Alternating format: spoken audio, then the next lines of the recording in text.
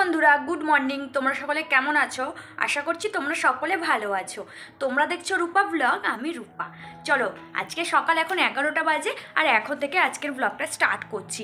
সকালবেলা যা বাসি কাজকর্ম থাকে সব কিছু আমার কমপ্লিট হয়ে গেছে আর এখন আমি কিচেনে চলে এসেছি রান্নাবান্না করতে।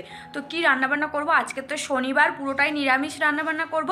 নিরামিষের মধ্যে আজকে একটা নতুন রেসিপি ট্রাই করব আমি। এই ফার্স্ট টাইম আমার এই রেসিপিটা ট্রাই করা। আসলে কি হয়েছে, বিয়ের পর এখানে আসার পর থেকে না শাশুড়ি মাই রান্না করতো তেমনভাবে ধোকা যে তোমরা কি ধোকা খেয়েছো, মানে ধোকা মানে ওই ধোকা খাওয়ার কথা বলছি না, খাবার ধোকার কথা বলছি। আর ভিজা মনে হয়ে গেছে টাইম হয়ে গেছে। তো এই খাবার ধোকার কথা বলছিলাম। তো এই ধোকাটাকে ভিজিয়ে রেখেছি। এই ধোকা খেয়ে খেয়ে মানুষ কিন্তু ধোকা খেয়ে যায়। ये बड़ी अच्छी बात कही आप। এই ধোকাটাকে আমি ভিজিয়ে রেখেছি আর এইটাকে এখন রান্না করব। মানে আমার কাছে পুরো নতুন, আমি কোনোদিনও করিনি ধোকা, ফার্স্ট টাইম ট্রাই করছি, দেখি কতটা সাকসেসফুল হতে পারি, ভেঙে চুরে না যায়। আবার তাড়াতাড়ি আসবে। আর কি আনবো? আদা জানো। বেশ কয়েকদিন হয়ে গেল আমি তোমাদের সাথে ব্লগ ভিডিও শেয়ার করছি না, তাই ভাবলাম আজকে একটু ব্লগ করি। আসলে কি, বেশ কয়েকদিন ধরে আমি ভিডিও এডিটও করতে পারছি না। এই দেখো, এটার ধোকা, আর এই যে এই নিমকির মতন শেপ, এই শেপে কিন্তু আমরাও কেটে নেব। ধোকাটাকে 20 মিনিট ভিজিয়ে রাখা হয়ে গেছে। এবার বর দেখো ছোট ছোট নিমকির মতন সাইজ করে কেটে দিচ্ছে। তোমাদের দেখে মনে হচ্ছে অনেকটা ছোট, কিন্তু বন্ধুরা এতটা ছোট থাকবে না, ঝোলে দিলেই এগুলো ফুলে যাবে, আরও বড় হয়ে যাবে। ঠিক যেমন প্যাকেটের ছবি দেওয়া আছে ঠিক সেরকমই হয়ে যাবে। বর আমাকে পিস করে দিচ্ছে। ধোকাটা রান্না করা অনেকটা ঝুনঝাট, মানে অনেকটা ঝামেলা পোয়াতে হয়। আর এখানে সিম সর্ষে দিয়ে করব বলে সর্ষেটাকে একটু ভালো করে কষাবো না, মোটামুটি একটুখানি ভেজে নেব। তারপরে এখানে দেখো ধোকাটা ভাজছি। আর লাস্টের দিকে শাশুড়ি মা যখন ধোকা রান্না করতো তখন ধোকা নাকি ভেঙে যেত। আর আমি যেহেতু ধোকা কোনো দিনও করিনি, তাই আমি করিও নিয়ে অতটা আগ্রহ দিইনি। এখন বরকে অনেক দিন পর বললাম, বিয়ের আগে আমি কোনো দিনও ধোকা খাইনি, আমাদের বাড়িতে এই ধোকা করা হতো না। আজকে দেখো লেপ বানাতে এসেছিলো। এখনকার দিনেও কি কেউ লেপ বানায় বলো? ওই যে আমার শাশুড়ি মা আগের যুগের মানুষ, উনি লেপই বানাবেন, উনি ব্ল্যাঙ্কেট ইউজ করবেন না।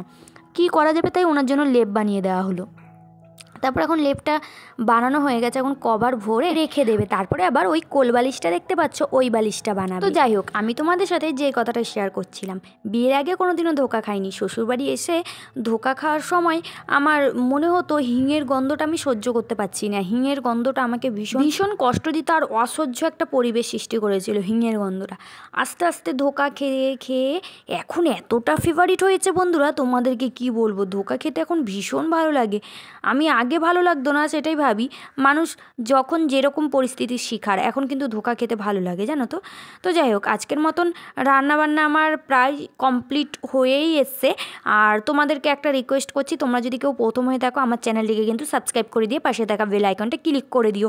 তাহলে কি হবে বলো তো বন্ধুরা, আমি ব্লগ আপলোড করার সাথে সাথে তোমাদের কাছে নোটিফিকেশান পৌঁছে যাবে আর তোমরা কিন্তু কন্টিনিউ ব্লগটা দেখতে পারবে, যদি ইচ্ছুক থাকো বা যদি ইচ্ছা থাকে আমার ব্লগ দেখার জন্য। এখানে দেখো ধোকাগুলো সুন্দর করে ভাজা হয়ে গেছে, ভাঙেওনি চড়েওনি, কিচ্ছু হয়নি। তবে হ্যাঁ, ধোকা ভাজা খেতে বেশি ভালো লাগে বলে এই ভাজার সময় 3-4টে ধোকা তো আমি খেয়েই নিয়েছি অলরেডি। তো সব কিছু রান্নাবান্না কমপ্লিট হয়ে গেছে। এখন চলে যাব ছাদে, মানে আমার স্নান করাও কমপ্লিট হয়ে গেছে। তো ছাদে চলে এসেছি। এখন দেখো কোয়েল বসে আছে, ও বসে বসে ওর শরীরটা খুব একটা ভালো না, ওর ঠান্ডা লেগেছে বলে ওই রোদে বসে আছে। বলছে আমি দুপুরবেলা খেয়ে দিয়ে রোদে চলে এসেছি, ও একটু তাড়াতাড়ি ডিনার করে নেয়। তো দুপুরবেলা খেয়ে দিয়ে থেকে এই রোদেই বসে রয়েছে। তাই এখন আমি মানে আমার স্নান করা, রান্নাবান্না সব কিছু কাজ কমপ্লিট হয়ে গেছে। আমিও ছাদে জামা কাপড় নাড়তে এসেছি।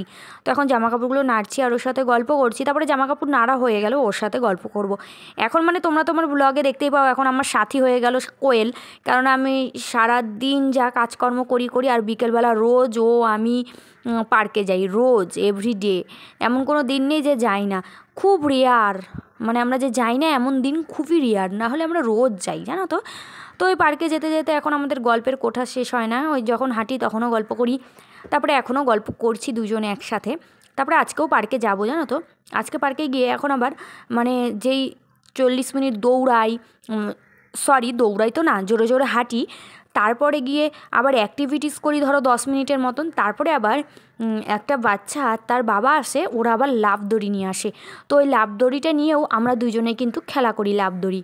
তো ছোটোবেলায় ফিরে গেছি মনে হচ্ছে এখন আবার লাফদড়িটা খেলতে পেরে, কেননা ছোটোবেলায় প্রচুর লাফদড়ি খেলতাম, অনেক রকমের লাফদড়ি খেলা কিন্তু ছোটোবেলায় পারতাম। তো এখনও আবার সেটাকে ঝালাই করার পাল্লা এসছে।